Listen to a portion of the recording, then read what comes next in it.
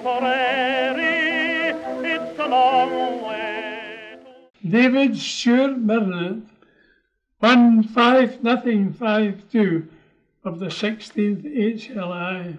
So I went out on the Monday night, and I went into the centre of Glasgow, and at the corner of Union Street and Argyle Street, I waited wondering what I should do. If you wanted to join the Navy, you had to go to Govan and you signed on there. But if you wanted to join the Army, then you had to go to St Andrew's Hall. And when I went up there, I was registered as 15052, Private D. Burnett. I come home to tell my mother and my two sisters, and there was a strange quietness descended on the house after that. Not another word was spoken. Dear Mother and Father, I write you these few lines to let you know that I am well, and hope to find you the same. They were around on Monday taking names of those who were under the age of 19, so I gave mine. I heard it was for home service, but I don't know yet, as I haven't been told, but I hope it is the case. I'm only going about my mother and my aunts and my uncles and that told me, because my father died when I was young, you know. But according to them, my father went into it was the Royal Flying Corps when he joined up. Parkhead had the Beardmore Works, which supplied the big guns for the dreadnoughts in the Royal Navy, and also the forged steel works as well, which would steel makes weaponry, makes kit for the army to go forward with. And that industry was ultimately what fuelled the war effort as a whole. I am very patriotic when it comes to country. I believe that soldiers fight wars and end wars. They don't start them. At the end of the day, we've got to back our soldiers. They didn't ask to start the war. It was the politicians that started them, and they've got to go and fight them or finish them. Just came back home now for 13 and a half years in the army and the Royal Tank Regiment. And the conflict that was happening in Kosovo was on, and it was a whole standoff between the British troops and the Russian troops. I was reading that on my lunch breaks and stuff, and I thought that seems quite fascinating. It's something that I'd like to get involved in. People from all across the country, bank clerks, postal workers, people working in factories, dropped their whatever they were doing and joined up. And I think it was that common endeavour, and whatever we may think of the war now, certainly at the time, they all believed it was a cause worth fighting, fighting for, was they joined up in millions of men. You got whole streets joining up in the First War, and they all went, and they all served together. Most of them didn't come back. I remember speaking to David one day, and I says to him, David, I says, how could you have done it? I'd done it for my king, and I'd done it for my country, and because my pals went. He went, well, it's for freedom for youth. That's how we do it. It was frightening, to be honest. The whole idea of war was frightening at first, because it's the unknown into it. It's you don't know what you're getting yourself into. You don't know what's going to be happening. We got 14 full months training as a soldier before I went out. So I went out there and marched from Boulogne up in easy stages to the front line. The worst thing would be being away from your friends and family. Definitely, that'd be the worst. That's the hardest part. Dear Mother and Father, you told me to tell you what kind of place it is. Well, it is 10 times worse than Borden was. It wasn't common amongst them, but you did know the blokes that shook. They always touched you and held on to you. But they wanted to be ashamed of it. Because you knew, when your battalion went into the front line, that you weren't all coming out alive. It was very much a man's world. Men worked in all the heavy industries. Women's work, if they worked, was maybe in domestic service or in nursing. And as all the men went off to war to serve in the armed forces or the navy or whatever it was, all these roles became vacant, and you would start to see women conduct dresses on the omnibuses, women working in administrative roles within the elements of the civil service, women near the front lines as nurses as well. Everybody used to think, oh look, just let the men do certain jobs.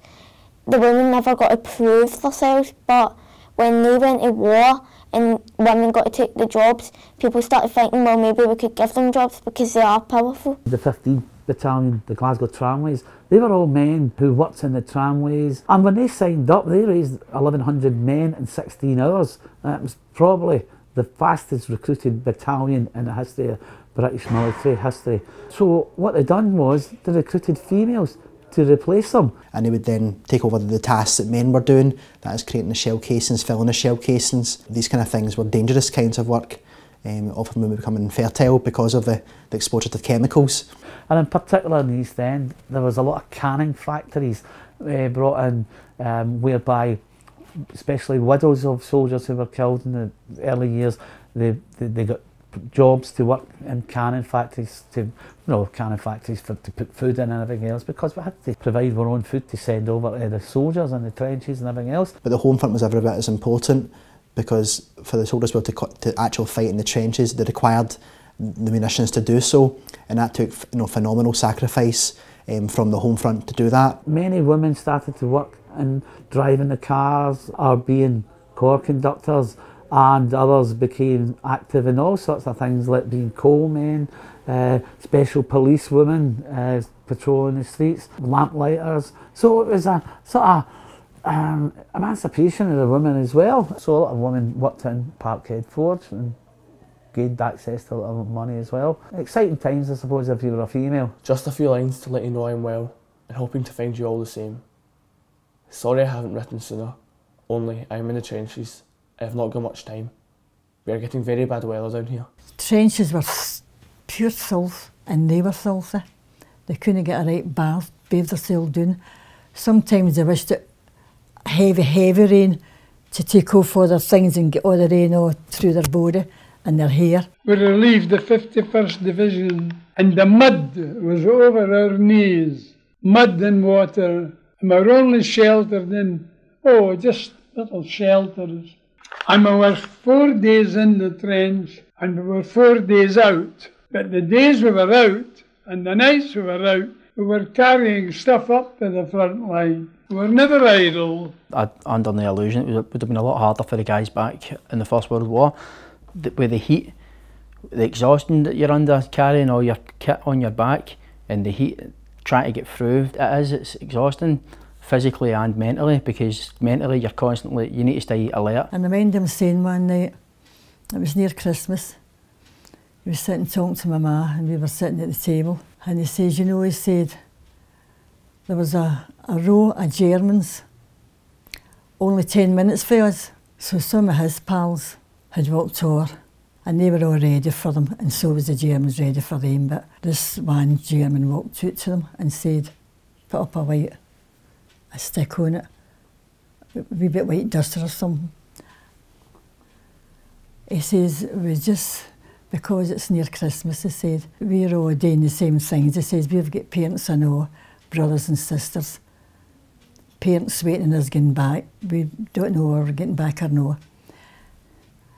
He says, so this is one night we're not going to fight. One of the Germans, he's been the head one, he says, we're sitting with our wee candles, and they had 2 that they weren't using.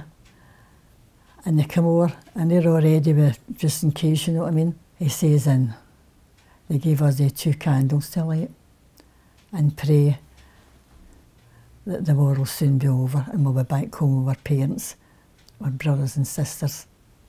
That was the last I seen of them. My last memory with David and talking to him, and I was amazed at his attitude, was I'd says to him, David, 1st of July 1916, 7:30, when the barrage lifted and everybody else charged at 7:30, they were already in no man's land. And by the time the Germans had realised what was happening, the 15th Battalion, the 16th Battalion, 17th were on top of them. There's been days where you've been on tour, you've been out, and you don't think you're going to make it back. There's no way of describing that. There's no way of explaining how you get kind of emotional and welled up in that. You don't think we're getting back out of this. I don't know which the Commander-in-Chief should have done, but he made one mistake. He flooded the trenches till they were as near as we are. They were a prime target. And one battalion, I'll not tell you which it was in assembly trenches. And we were swept down with the machine gun, the shrapnel, the high explosives, the bombs. So I had 300 yards and more to crawl back to our front line. When I got to the first line of defence, there wasn't a body had a head on it. Now, when I tell you that there wasn't a body that had a head on it, you'll not believe it. In that battalion that was in the assembly trench, there was never a person come out alive. One of his best mates was killed, but quite a lot was killed at that time, you know what I mean? But he just says it was a disaster. It happens, with death it happens, I don't know how, definitely a higher risk if you get deployed somewhere that you might get injured or die, but it's a risk you take, isn't it? He get wounded, he gets shot in the side of the head, he gets shot in the side of the leg, and he jumped into a sort of mortar, a shell hole, and he found this young boy in it, and the young boy was screaming, obviously shell shock. David had got a hold of him and calmed him down. He says, but by this time, about 9:30 in the morning, it was just all total massacre, people lying about, blown to bits, screaming, everything else, men running about, wounded. I heard sad news. I heard the 2nd Battalion was cut up. I was wondering if Willie was one of them. I think he will be. I've got friends that have been killed, I've got friends that are, you know, like paralysed, disabled, lost limb. There was this German sniper and he was picking off dying and wounded soldiers, and he thought, nah, I'm going to get him. He says, so I looked around, got a rifle, focused on him. He says he couldn't see, I wasn't in his direct line of fire. He says, now just focused on him, let him come up, let him go down, let him come up, and then about the 3rd time he come up, poof, bang, I got him. You might send word if it is true about James McClay being dead, as I heard it was the case. Right soon, and don't forget, kisses for wee Joseph. Boys went off to war and many didn't come back. And I got down to the advanced dressing station, and they took my putty off and cut my trouser leg. And when I saw the blood, I felt faint, so they put my head down. I came to again when I was on a stretcher, and who do you think was pushing the buggy? 4 German prisoners. Now, one of the nicest looking young fellow, about my own age, looked at me in a most pathetic look. He must have said, I'm sorry, son. And I looked at him and I thought to myself, my God, is this what we're fighting? Now that young man was just doing what I was doing, fighting for his king and country. And I made up my mind that war is the most ridiculous thing. Mankind will never learn their lesson. I think we would have seen women going into factories, exposed to a whole world of work that wasn't they were used to before, maybe getting maimed, injured or even dying in the course of their work, undertaking different roles. I used to lie sometimes in the hospital and say to myself, and think of that man. I never regretted shooting him, but I started to picture the scene in his house when word was broken to his family that that boy was dead. Because my brother was killed the week before I was wounded, and I know what it was in our family. You need to have that mentality that if somebody's shooting at you, you need to shoot them to stop them from killing you. Dear Mother, tell my father that David Anderson from Branchy was wounded. I'm in a bit of misfortune just now, so I cannot write sooner, but I expect to be home and leave shortly, if all goes well. I know my dad was in the Royal Artillery. He didn't have anything in his ears and they got busted. So he got a pension out the work, out the army. But after the war he sold it, because they had no money. My ma had it hard here, so she had to go and take a job. So he was at the front, and he was in the Somme, he was in Ypres, whatever.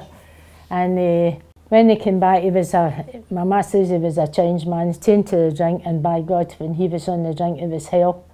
We used to hide in the big press in the lobby, and that's, my ma taken that for years, up till he died. I have lost friends in the army that, through other circumstances, like, you know, committed suicides, and it's heartbreaking. When he came back, he had to walk about in crutches for a couple of days and then put the leg on.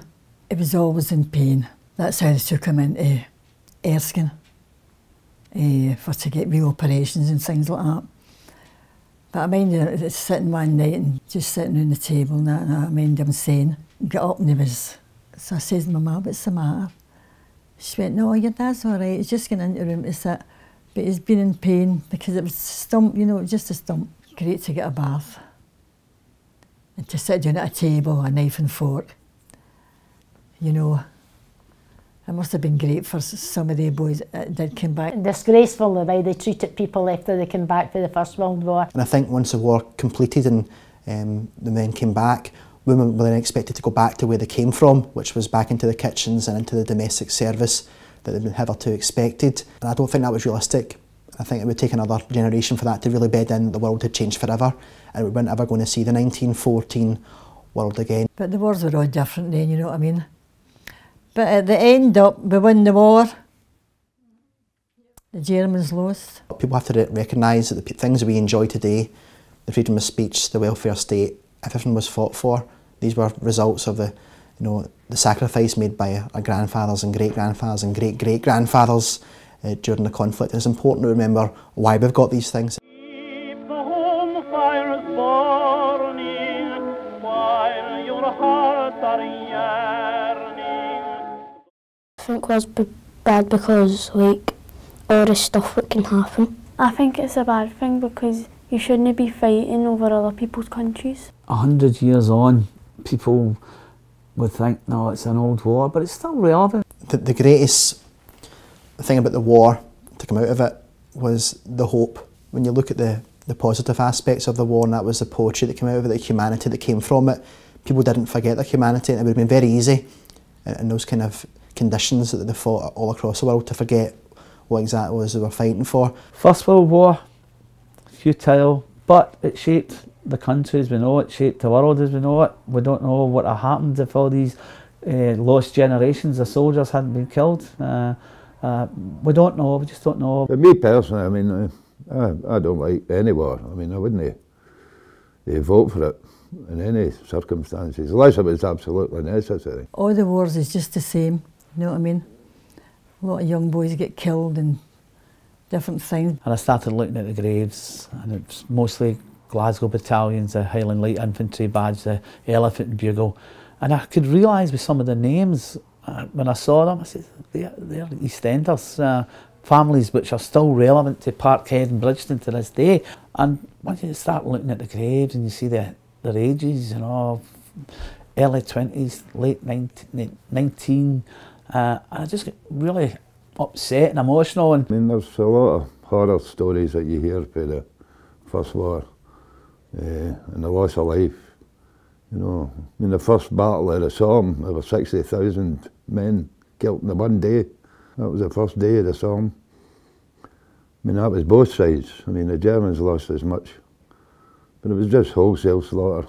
It was a terrible business.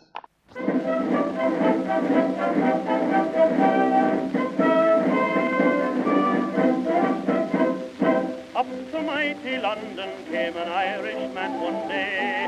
As the streets are paved with gold, sure everyone was gay, singing songs of Piccadilly, Strand and Leicester Square.